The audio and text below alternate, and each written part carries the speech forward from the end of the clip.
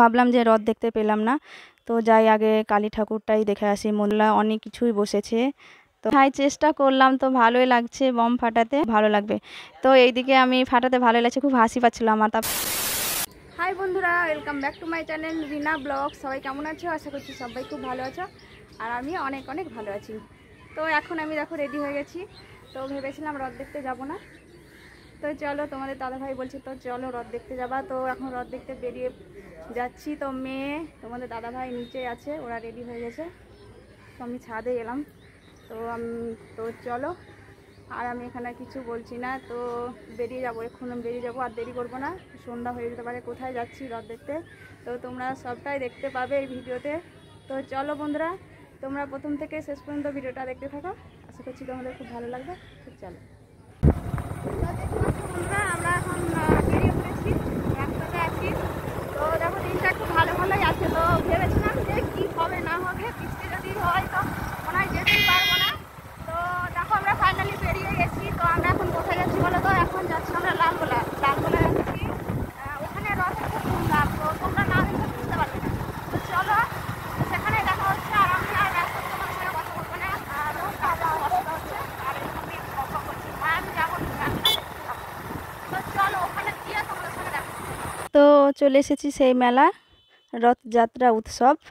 তো দেখতে পাচ্ছ, তো আমরা নেমে পড়েছি। আর এই দেখো মোটামুটি সন্ধ্যা হয়ে গেছে, তো নেমে পড়েছি। তারপর এক মাসিমা এসে আমাকে একটা তিলক কেটে দিয়েছে কপালে, তারপরে মেয়েকেও দিয়েছে। তো এবার যাব মেলার ভেতরে। চলো, খুবই ভিড় মেলা, দেখতেই পাচ্ছ, খুব জমজমাট মেলা, বুঝতেই পারছো। মেলার ভেতরে তো চলেই এসেছি অনেকটা। তোমাদের দাদাভাই তো ও ছবি তুলছে, তোমাদের দাদাভাইকে এই তো দেখতেই পাচ্ছ, ওকে দিয়েছি মোবাইলটা ধরতে। তো চলো, এসে তো রথ দেখতে পেলাম না, এবার যাচ্ছি রথবাড়ি, মানে ওখানে কালী ঠাকুর, ওখানে পুজো হচ্ছে আজকে। দেখো খুব বিশাল ধুমধাম জাগ্রত এখানে, পাতাল থেকে কালী ঠাকুরটা উঠেছে। এখানে খুব ধুমধাম হয়, তো পুজো হচ্ছে, সবাই এসেছে, দেখো কি সুন্দর লাগছে। তো ভাবলাম যে রথ দেখতে পেলাম না, তো যাই আগে কালী ঠাকুরটাই দেখে আসি, মন্দিরটা ঘুরে আসি, খুব ভালো লাগছে এসে। তো মেয়েও আছে, তো ঠাকুরকে আগে প্রথমে আমি দর্শন করে নিলাম। তো এবার যাব মেলার, পুজো হচ্ছে, সন্ধ্যা আরতি হচ্ছে, সব কিছু হচ্ছে, সবাই আছে এখানে, সবাই আসছে, ঘুরে যাচ্ছে। আর চলো এবার আমি বেরিয়ে যাব, এবার মেলার দিকে ঘুরে আসি গিয়ে। তো এই তো চলে এসেছি আমি মেলার দিকে। এইদিকে দেখো আমার নাগরদোল্লা, অনেক কিছুই বসেছে, তো ভালোই লাগছে খুব। আমার মোটামুটি আবার সেই 8-9 বছর পর এলাম সেই মেলা। আর এইদিকে মেয়ে খুব বায়না ধরেছে যে ও নাগরদোলায় চাপবে, তার জন্যে ডোনাকে বলছি যে এই গাড়িগুলো নিয়ে চাপ, দেখ বাচ্চারা অনেক, দেখ কি সুন্দর চেপে ঘুরে বেড়াচ্ছে, ভালো লাগছে। ও কিন্তু কথাই শুনছে না, ওই সেই নাগরদোলাতেই চাপবে, হাত দিয়ে দেখাচ্ছে।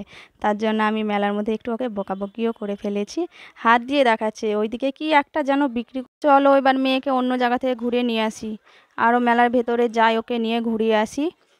তারপরে আমি এদিকে আর একটা ভালো জিনিস দেখতে পেলাম, এইদিকে বম ফাটাচ্ছে পিস্তুলে করে, খুব ভালোই লাগছে। তোমাদের দাদাভাই বললো যে পিস্তুলে বম ফাটাবা, দিয়ে আমি বললাম দেখি পারবো ফাটাতে গো। দিয়ে দেখো আমি চেষ্টা করলাম, তো ভালোই লাগছে বম ফাটাতে। তোমাদের দাদাভাই বলছে ফাটাও, খুব ভালো লাগবে। তো এইদিকে আমি ফাটাতে ভালো লাগছে, খুব হাসি পাচ্ছিল আমার। তারপর আমার মেয়েকে বললাম তুই ফাটাবি, আমার মেয়েও কিন্তু ফাটাবার জন্য ইয়ে করেছিল। ওর হাতে আমি পিস্তুলটা ধরিয়ে ওকে হাতে দিয়ে আমি ওকে পিস্তুল, আমার মেয়ে বলছে মা আমাকে দাও আমি ফাটাবো।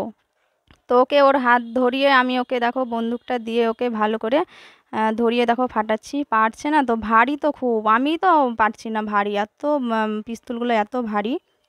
তারপর ওইদিকে বম ফাটা হয়ে গেল।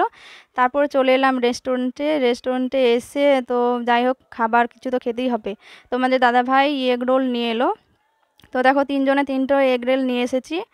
তো দেখো মেয়ে খাচ্ছে মেয়ে তো ছিটতেই পারছে না, দেখো মেয়ে খুব খুশি জানো তো, এই মেলা ঘুরতে খুব ভালোবাসে আমার মেয়ে। তারপরে দেখো মেলা তো ঘুরলাম। আর একটা কথা কি বলো তো, আমি পুরোটাই আজ ভয়েস দিয়েছি, যে কারণে মেলাতে এসে এই যে সব গান বাজনা বাজছে না, কপিরাইট খেয়ে যাবো, তার জন্য আমাকে পুরোটাই ভয়েস দিতে হয়েছে। মেলার মধ্যে তোমাদেরকে কোনো আমি ভয়েস দিতে পারিনি যেহেতু কপিরাইটের জন্য। তো এইদিকে তো এগরোল খাচ্ছি, আর যে জায়গায় বসেছি কোনো ফ্যান নাই, এত গরম। তো এইদিকে খাওয়া হয়ে গেছে, তারপরে চলে এসেছি মেলাতে কিছু কেনাকাটা করতে। যাই হোক মেয়ে কি নেবে বলছে, মেয়ের জন্য সেটাই দেখছি।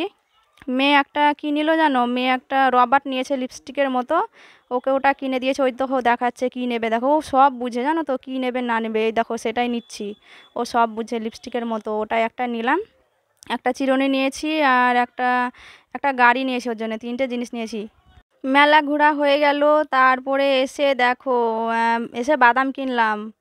বাদাম বাড়ি আসার সময় বাদাম কিনলাম, আর মেয়ে একটা কর্নেটো আইসক্রিম খাবে বলছিল, কর্নেটো আইসক্রিম দিয়ে, আর এইদিকে বাড়ি ফেরার পথে আবার সেই জিলিপি জিলিপি কিনতে এসেছি। দেখো বাড়িতে চলে এসেছি।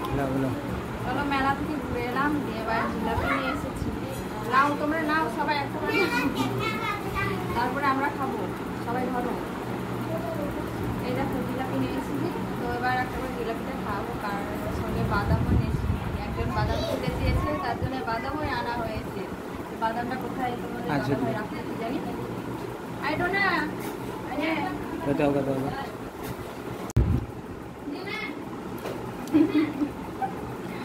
খুবই মিষ্টি জিলাপি, ভালো লাগে না আমার। বাদাম আজকে রাত করে খাবো। তো বন্ধুরা দেখতে পাচ্ছ খাওয়া দাওয়া করলাম, তো এবার আমরা ঘুমাবো। তো চলো বন্ধুরা, ভিডিওটা আমি এখানে শেষ করছি। ভালো লাগলে লাইক কমেন্ট শেয়ার করে দেবে, আর যারা এখনও চ্যানেলটিকে সাবস্ক্রাইব করবেন সাবস্ক্রাইব করে আমার পাশে থেকো।